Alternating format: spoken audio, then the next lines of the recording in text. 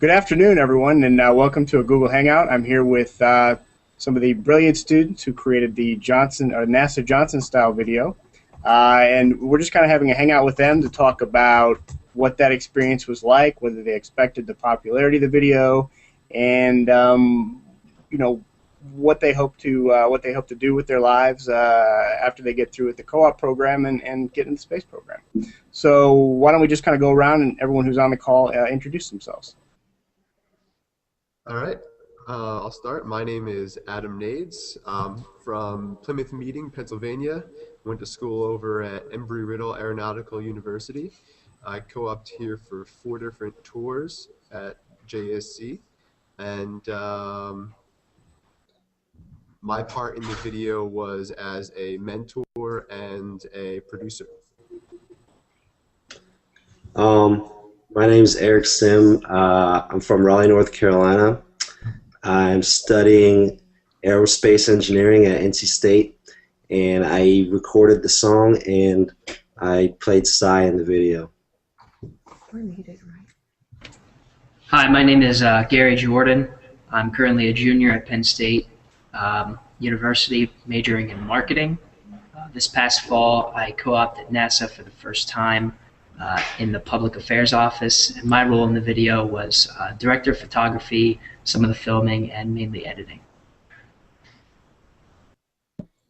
Hi everyone, my name is Ronak Deve. I'm a senior at Purdue University, majoring in aerospace engineering. My role was, and I also did some of the camera work.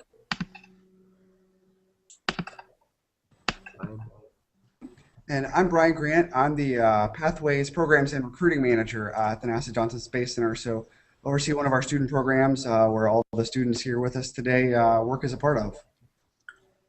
And I'm Veronica Thiel, and I'm in the Education Office at NASA Johnson Space Center and oversee some of the internship programs where the students come on board here at Johnson Space Center. Well, very good, thank you. So when you guys were starting out, and I guess you have to do a song, or you have to do a video every year, was it right away you knew you wanted to do a music video, and how did you decide upon Gangnam Style as the way to do that?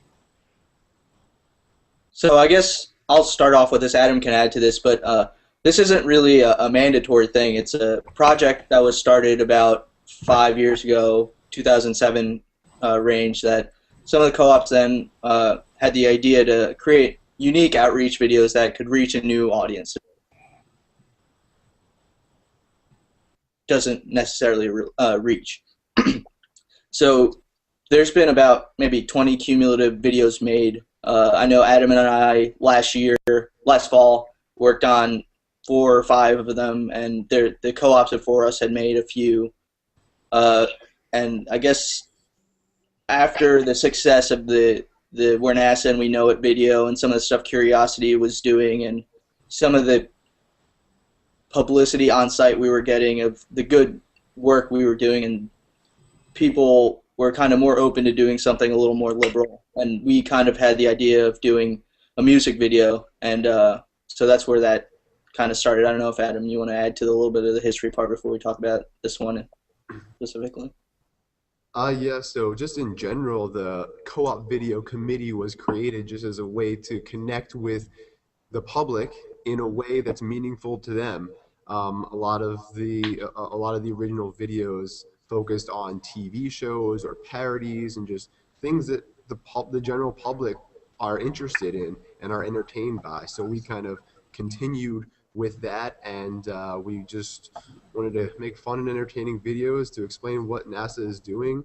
And in the past there have been some very popular parody videos made. We kind of shied away from doing those over the past couple of years because people said, oh, they've been done before, but I think enough time had passed and we saw a unique opportunity with the Gangnam Style and we took it.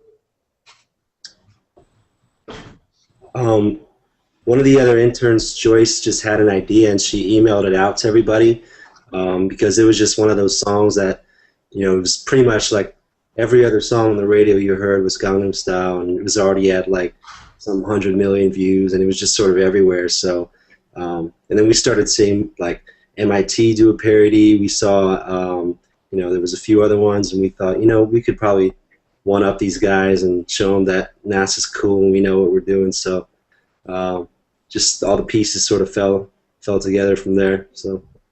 And we figured the popularity of the video, it was a good opportunity to exploit that and sort of take something that was originally entertaining and somehow, I mean, I don't know if you've seen Gangnam Style, but it's sort of meaningless. Like the whole dancing thing, it got kind of random, but we put it together in a way that was educational and people can actually get something out of it. So when you shot the video, were there parts of it when I know you had to get the script approved, I guess. Were there parts of it that were too risque? Because there were some parts in there that were pretty fun where you had, like, the astronauts involved.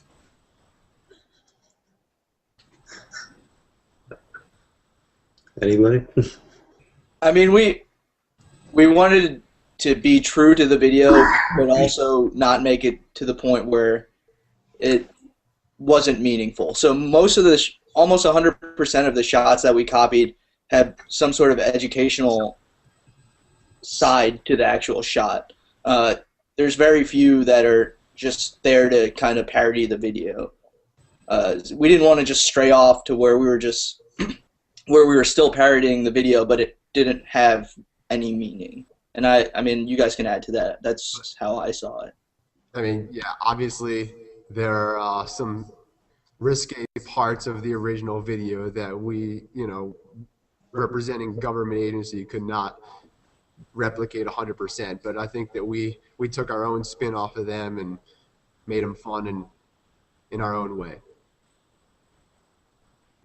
So 4 million page views. Did anyone expect that? Did you guys expect to beat 7 minutes of terror? No, I did. I definitely did not.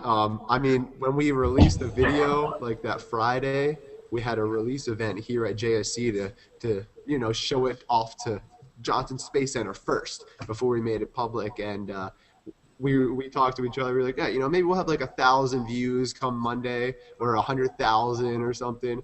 And come Monday, I think we had 1 million. So it just blew us away, and it was an exciting weekend, that's for sure. We actually cracked the YouTube view algorithm. So after you hit 300 views in a specific period of time, they stop counting. They keep counting the views, but they authenticate each view because they think someone is trying to game the system. So we were sitting there that night, and it hadn't budged from like 312. We were like, really? We know more people than 300 have watched this. Why is this not moving? And then we all did our research, and now I guess we're all experts on the YouTube view count aggregator. Yeah, it had like 2,000 likes, but only 300 views, and we were just like... I'm curious, when some of you have gone back to your campuses after this came out, or maybe you already were on your campuses, Eric or others, I mean, did people come up to you? Yeah, Actually, yes. yeah, a few people. Some people, like, especially in the engineering school, like where NASA's really popular, and they follow NASA videos anyway. They, a handful of people that knew me kind of shared it with everybody else, and so like just kind of get like double takes when I'm walking in the hall. They're like not sure if it's me because I mean I wear glasses every day, and I'm not wearing it in the video, so it's kind of like looks kind of like me. So just get a lot of double takes at school now, so it's kind of funny. I'm pretty sure it's the same story with everyone here, but we all took the time to share with all of our friends. So I know that when I went back, all of my friends came up to me and were asking about the video. Did you make it? Was that you at 58 seconds or wherever I popped up? But they were all asking questions about that, and they all loved it. They all shared it with their friends, and really that was what it was all about. Was just getting them so excited that they just wanted to tell everyone else.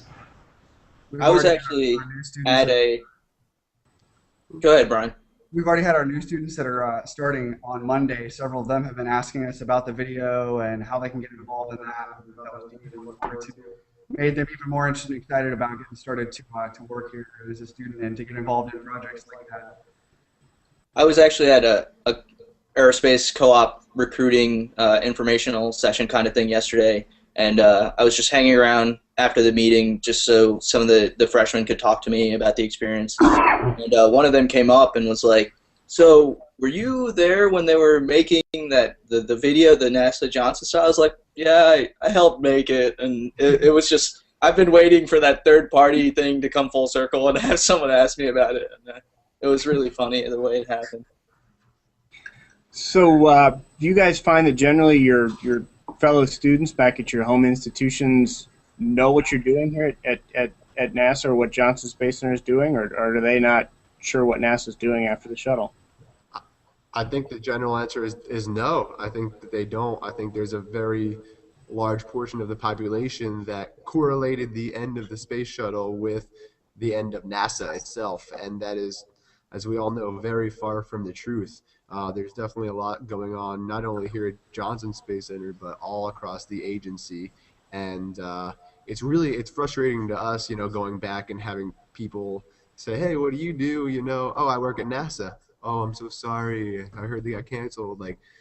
Well, that's not true. So that's one of the things that we pride ourselves on. One of our missions is to let people know that there's still a lot of cool things going on, a lot of awesome things coming up in the future, and that we are alive and well.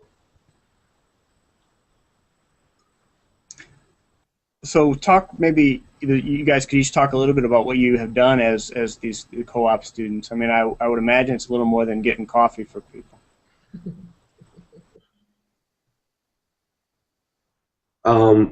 This past tour was my second one, and I was working in propulsion systems, and I was working on an in-house test bed called Morpheus.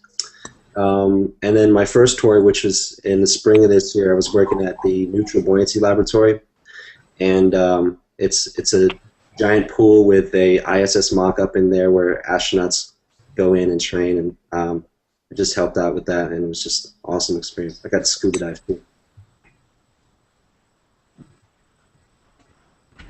This was my first tour this past fall at NASA, and my job in public affairs office, very well-rounded experience. I got to give a lot of tours to some pretty important people, so I got to get out of the office, kind of walk around, show people, learn the history.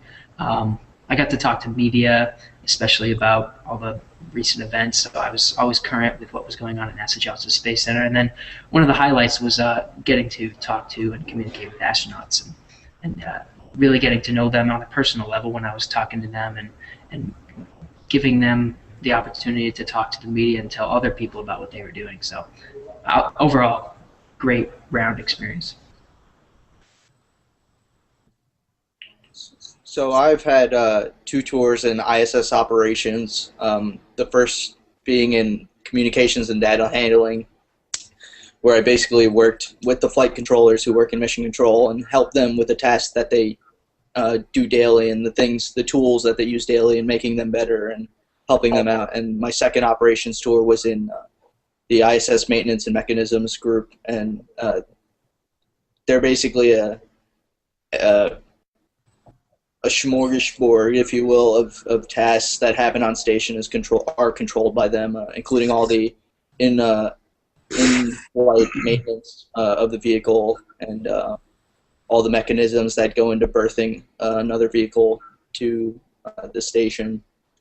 And my second tour, which was in between those two, was also in the propulsion system branch. And there I worked on the MMSEV, or Multi-Mission Space Exploration Vehicle, and I did a lot of work on creating one of the new mock-ups that's now built and being used for RATS testing. During my tours, I did 4 of them, so I'll just go through them real quickly. I started actually as an intern and moved to a pathway intern. So I started back working on a reduced gravity simulator, which is really cool, just training astronauts to how they would work in lower gravity environments like in space or on the moon or Mars. Then I worked on the multi-mission space exploration vehicle like RONAC did. I did that twice. I mean, that's pretty much a future concept for a spaceship, so that was a really fun project. And then I also worked in operations supporting the space station electrical system. And most recently, I co-opt in the tools and equipment branch. So we are responsible for like designing, testing, and space tools. and that's where I actually am now full-time as well. So a lot of cool stuff.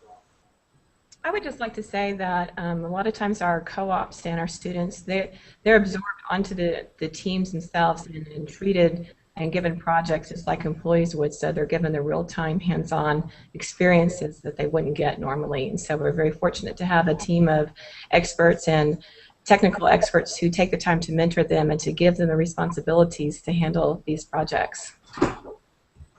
Yeah, it certainly sounds like a pretty cool opportunity for students. Now, the final question is did this experience change anyone's mind now, or do we have any budding internet celebrities here, or does everyone still want to go into space when they're done with college?